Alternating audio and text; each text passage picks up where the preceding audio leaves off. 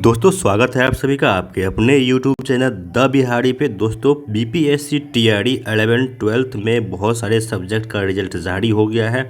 लगभग 7 सब्जेक्ट का रिजल्ट आना बचा हुआ है और उधर पीआरटी का भी रिजल्ट जारी कर दिया गया है। 9th-10th का भी रिजल्ट अभी बचा हुआ है।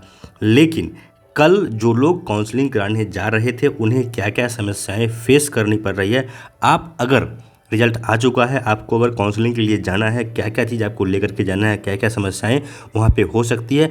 और साथ ही साथ कल के प्रेस कॉन्फ्रेंस में जब अतुल सर ने ये कहा कि हम रिजल्ट सभी कैटेगरी में देंगे, यानी जिनका 9th-10th में होगा 9th-10th में भी देंगे, 11th-12th में होगा वहाँ भी देंगे। इसके बाद सबसे ज़्यादा परेशान अभ्यर्थी हो गए हैं, क्योंकि पहले ये कहा गया था कि जिनका 11th-12th में हो जाएगा उनका रिजल्ट हम 9th-10th में नहीं देंगे। लेकिन यहाँ पे राहत भरी खबर ये है कि बीपीएससी ने ये बात भी कही है कि हम वेटिंग लिस्ट जारी करेंगे।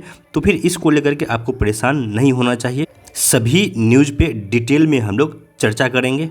लेकिन उससे पहले आप लोग को पता है कि टीआरई 2 अब किसी भी दिन आ सकता है, क्योंकि टीआरई का रिजल्ट लगभग आ चुका है, बस कुछ सब्जेक्ट का बचा हुआ है। इसीलिए अब समय आ गया है कि आपने जो भी तैयारी किया है उसको एक फिनिशिंग टच देने के लिए प्रीवियस ईयर का क्वेश्चन किस तरह से रहा है उसका प्रैक्टिस करने के लिए 9th-10th पेपर 1 में सभी सब्जेक्ट का प्रैक्टिस पेपर मार्केट में अवेलेबल है किरण पब्लिकेशन का। आप लोग इसका प्रैक्टिस ज़रूर कीजिए। सबसे पहले बात करते हैं कि बचे हुए सब्जेक्ट का रिजल्ट कब तक आएगा। देखिए, इसको लेकर के न्यूज़ 18 के पत्रकार रजनीश जी की तरफ से ये ट्वीट किया गया है कि जो भी सब्जेक्ट बचा हुआ है उसका रिजल्ट कल, यानी कि ये ट्वीट कल का है, तो आज एक्सपेक्टेड है 11 बजे के बाद। इन्होंने 11 बजे कहा है, लेकिन ज़्यादा उम्मीद आप रखिए कि 2 बजे के लमसम ही रिजल्ट आना आपका शुरू होगा। लेकिन 9th-10th का भी आज ही आ जाएगा, इसकी संभावना मुझे कम लग रही है। वैसे इन्होंने ये दावा किया है कि 9th-10th का भी रिजल्ट आज ही आ जाएगा। बीपीएससी के चेयरमैन ने कल भी ये बातें कही कि हम रिजल्ट फेज वाइज ही जारी कर रहे हैं। और दूसरी जो बात है कि साइट पे ज़्यादा दबाव पड़ने की बात, तो ये बातें सिर्फ और सिर्फ बातें हैं, ऐसा कुछ भी नहीं है।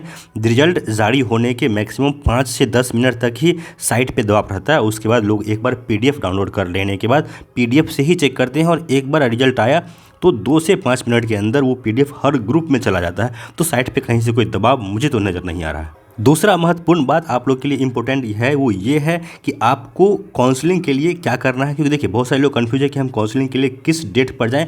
आपको किसी भी डेट का इंतज़ार नहीं करना है, आपको बस इतना देखना है कि जिनका रिजल्ट आ गया है उनको काउंसलिंग करवा लेनी है।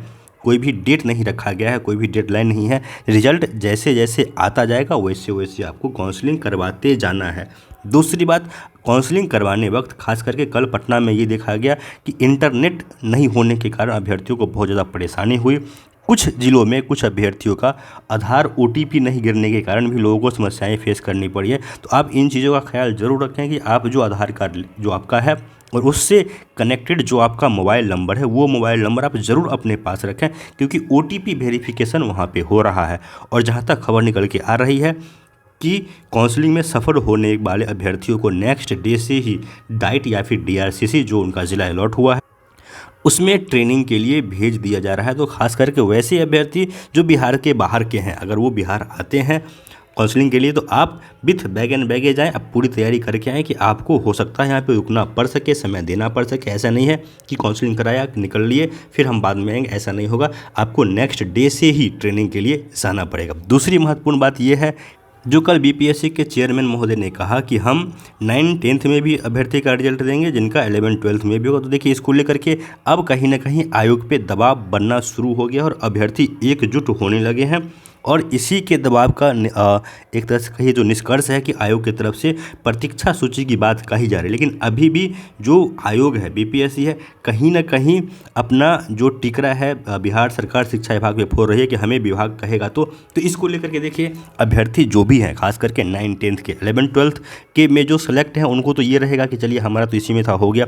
लेकिन मैं यहाँ पे सबों से रिक्वेस्ट करूँगा कि आप प्राइमरी के हो, 9th-10th के हो, 11th-12th को एकजुटता दिखाइए, क्योंकि आपके सहयोग से किसी का भविष्य संवर सकता है। ज़रूरी है कि पीपीएससी पे, शिक्षा विभाग पे अभी से आप लोग पूरा दबाव बनाए रखिए कि वेटिंग लिस्ट ज़रूर जारी करें, और वेटिंग लिस्ट में जिस भी सब्जेक्ट में सीट खाली रह जाती है उन सबों का ज्वाइनिंग इसी TRE 1 से कराई जाए। ऐसा नहीं कि ये सीट TRE 2 को दिया जाए। TRE 2 में सीट तब ये दिया जाए ये वाला जब अभ्यर्थी नहीं मिलते हैं वेटिंग लिस्ट के बावजूद।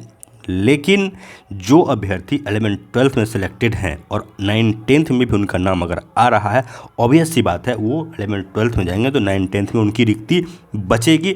जो भी रिक्ति बचेगी, अगर अभ्यर्थी बचते हैं तो उनकी ज्वाइनिंग उसमें कराई जाए। बाकी आप लोग फैक्ट्स एंड फिगर देख सकते हैं कि कितने अभ्यर्थी थे, कितने का रिजल्ट हुआ, कितने % अभ्यर्थी पास हुए हैं।